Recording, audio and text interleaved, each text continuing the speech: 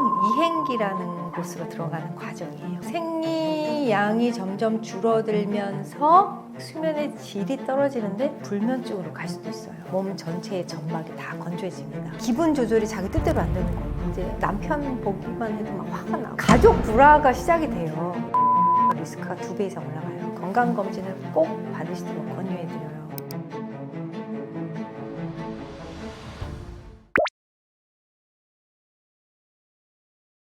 폐경기랑 갱년기를 되게 헷갈려 하시는데, 사실 폐경기는 말 그대로 생리가 안 나온 지 12개월, 즉 1년이 됐으면 그냥 폐경 이렇게 얘기를 하는 거고요.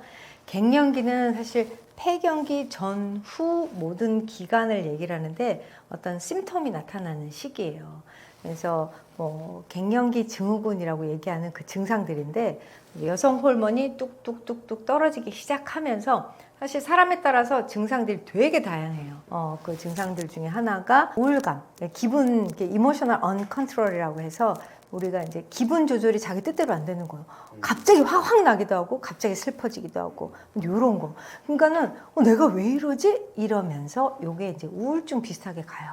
그래서 우울감으로 이렇게 쭉 떨어지고요. 그리고 이제 열 조절도 안 돼. 체열 조절이 안 되니까 갑자기 그냥 열이 훅 올라요. 그럼 남들은 에어컨 틀는데 나는 춥고, 남들은 막 춥다고 이불 덮는데 나는 혼자 막 선풍기 틀어야 되고 이런. 그리고 식사할 때 막 땀이 막 비 오듯이 뚝뚝 떨어져서 뭐 약간 눈치 보이고 창피하기도 하고, 비즈니스 미팅 하는데 갑자기 얼굴이 고구마처럼 확 달아올. 그러니까 약간 너무 당황스럽고 이런 일들 있으시다면 내가 이제 갱년기인가? 이렇게 생각하셔도 돼요. 그런데 마침 생리 불순이 시작돼. 생리를 이제 지난달에 했는데 이번에 건너뛰지? 이번에는 왜 양이 이렇게 적어지지? 이런 거. 그래서 생리의 불규칙성과 생리 양이 점점 줄어든다와 이런 갱년기 증상들이 동반된다면 폐경 이행기라는 곳으로 들어가는 과정이에요. 그래서 이런 과정으로 쭉 들어가는데, 보통은 이제 생리 양이 점점 줄어들면서 딱 폐경이 되는 시기가 이제 1년 정도 돼요. 근데 갱년기 증상들은 그 이전부터, 보통은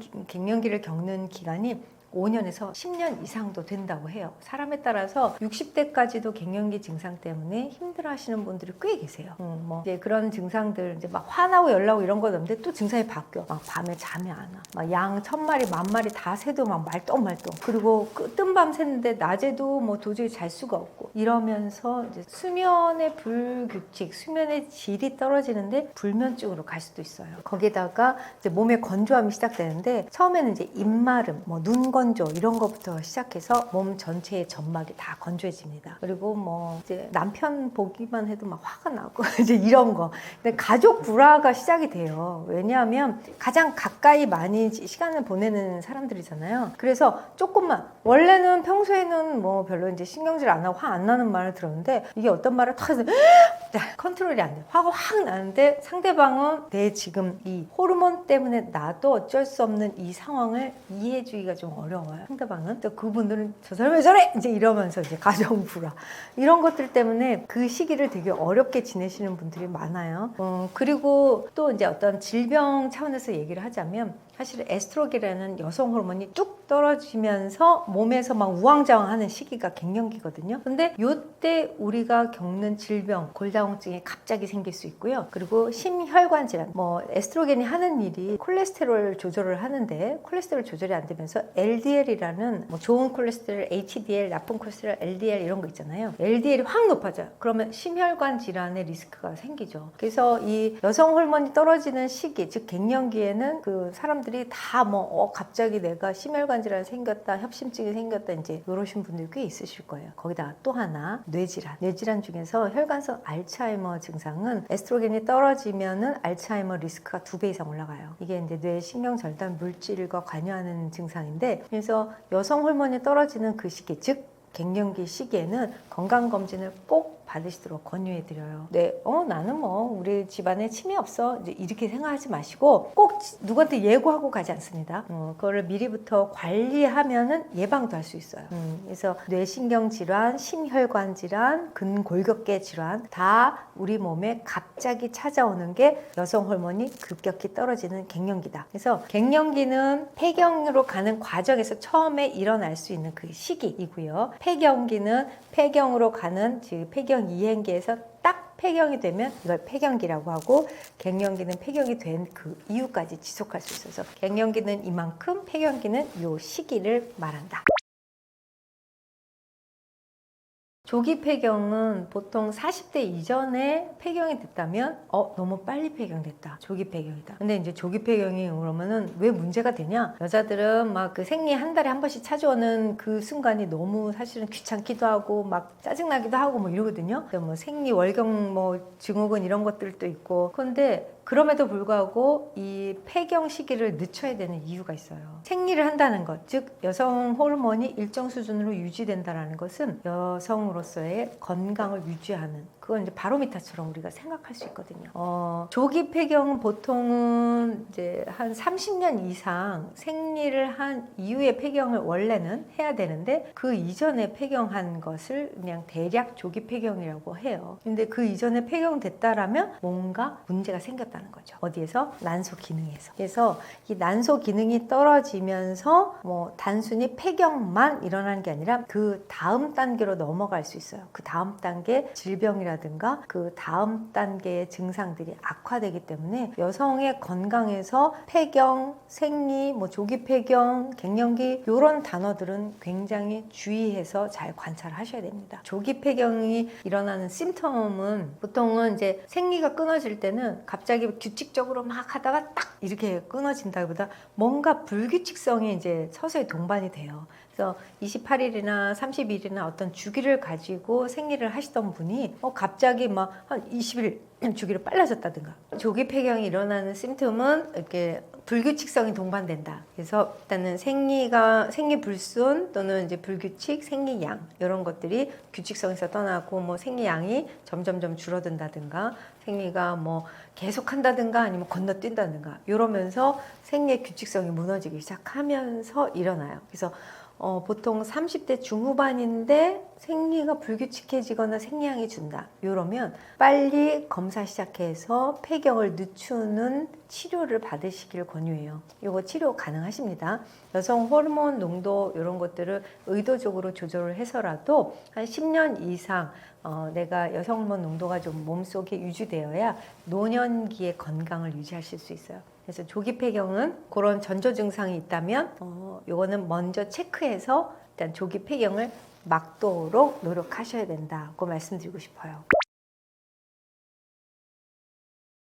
조기 폐경의 원인 중에 너무 잘 알려져 있고 너무 여러분들한테 열려 있는 게 뭐냐면 흡연하고 음주예요. 흡연과 음주, 그다음에 니코틴과 알코올은 난소 기능을 악화시키는 주범입니다. 그래서 여성분들이 과도한 흡연과 과도한 음주는 난소 기능을 떨어뜨림으로써 조기 폐경이 유발되고, 조기 폐경이 일어나면 여성의 삶에서 노년에, 즉 폐경 이후에 골다공증, 골관절염, 그다음에 이제 심혈관 질환, 뇌혈관 질환에서 자유롭지 못합니다. 거기에서부터 대사성 모든 증후군들이 여성 호르몬이 떨어지면서 일어나는 일들이 갑자기 빨라지기 때문에 여러분들 특히 복부 비만이나 체해 지방이 많아지는 것, 요거는 여성 호르몬 떨어지면 어쩔 수 없는 일들이에요. 몸 관리, 건강한 노년기를 보내고 싶다면 일단은 조기 폐경을 막아야 되고, 그렇기 위해서 가장 먼저 하셔야 될 것, 금주, 금연 요거 지켜주세요. 그리고